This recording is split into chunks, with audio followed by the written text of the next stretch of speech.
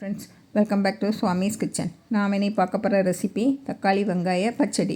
இது சாதம், சப்பாத்தி, இட்லி, தோசை, பூரி கூட சாப்பிட ரொம்ப அருமையாக இருக்கும். சுலபமாகவும் சீக்கிரமாகவும் செய்திடலாம்.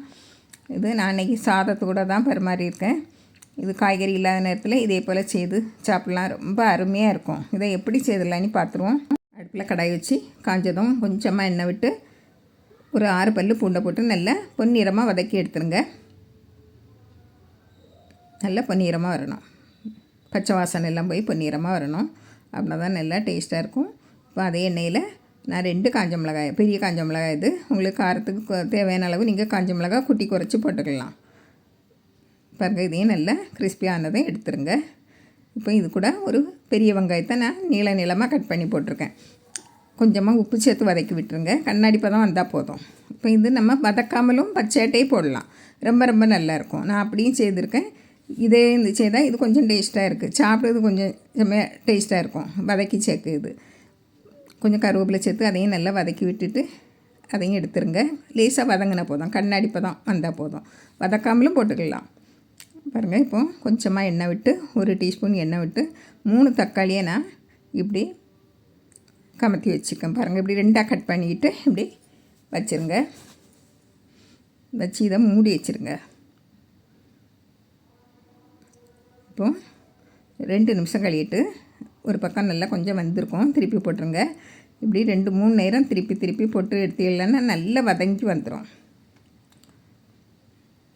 பாருங்கள், நான் இடையில் கூட ஒரு நேரம் திருப்பி போட்டேன். பாருங்கள், இப்படி இருக்கணும். நல்லா வதங்கி இருக்கணும். பாருங்கள், இப்போ நம்ம எடுத்துருவோம். நல்லா வதங்கிட்டு